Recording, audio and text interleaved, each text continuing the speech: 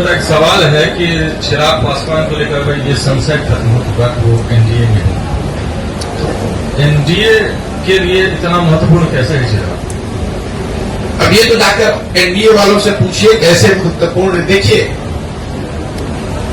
जिस भाजपा को आप लोग इतना ताकतवर समझते हैं, ये देश मान रहा है अमित शाह, मोदी वगैरह, अगर आप इनको गहराई से करीब से अगर देखना, जानना, समझना चाहेंगे तो आपको पता चलेगा कि जहां पर इनके खिलाफ लोग या राजनीतिक दल खड़े होकर मजबूती से चुनाव लड़े और इनको हरा दिया, वहां पर कभी इनकी हिम्मत नहीं हुई फिर से खड़ा होकर चुनाव लड़ने की। तो बिहार वो भूमि है जब 2015 में अमित शाह और मोदी अपने सारे प्रयास के बावजूद उनको सफलता नहीं मिली।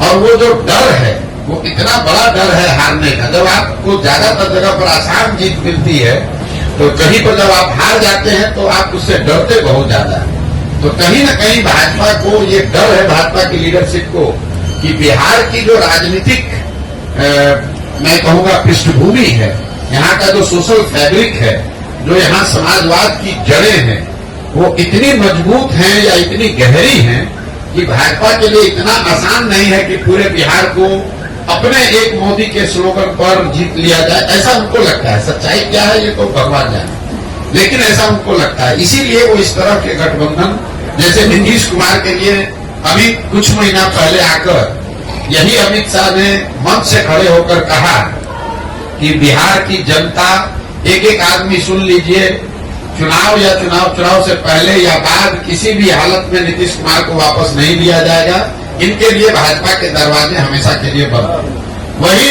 अमित शाह जो इतनी बड़ी बड़ी बात बोलते हैं, ये लोग दावा करते हैं हम 400 सीट जीतेंगे।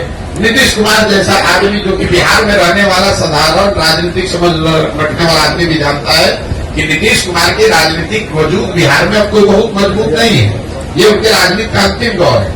लेकिन अगर वो भी वापस आ रहे हैं तो भाजपा को उसको मानने, स्वीकार करने में कोई दिक्कत नहीं है।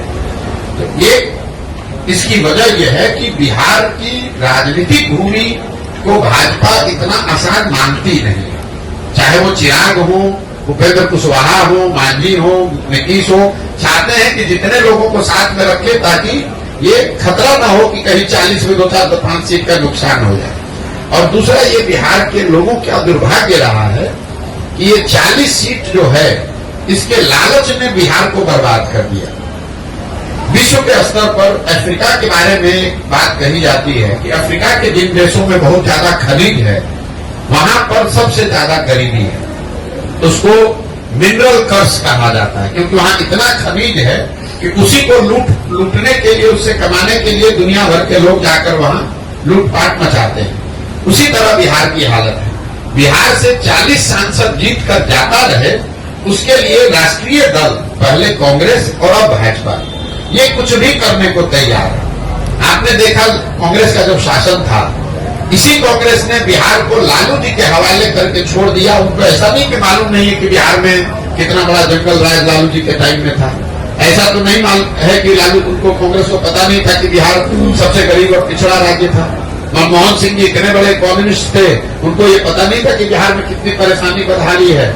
इसके बावजूद उन लोगों ने लालू जी को अपने कंधे पर बैठा कर रखा, क्योंकि वो चाहते थे कि बिहार से 20, 25, 30 सांसद जीतकर यूपीए की सरकार को मदद करते रहे। तो जो काम कांग्रेस ने लालू जी के साथ किया, वही काम आज भाजपा नीतीश के साथ कर रही है कि नीतीश को साथ में रखो, चिराग को साथ में रखो, इन लोगों की मदद से 30-35 सांसद हम लोग का जीत कर जाता रहे। उसके बाद बिहार में जो होता रहे उससे कोई दिक्कत नहीं। बिहार के पूरे बच्चे मजदूर बने रहे, कोई दिक्कत नहीं है। बिहार में गरीबी बदहाली हो, कोई दिक्कत नहीं हो। बिहार के बच्चे जब गुजरात जाए तो उसको बिहारी कहकर उसका मजाक उड़ाए, गाली दे, लेकिन बिहार से 35-40 सांसद हम लोग का जीत कर जाता रहे। ये जो सोच है, ये जो लालच है, यही इन चीजों को कराता है।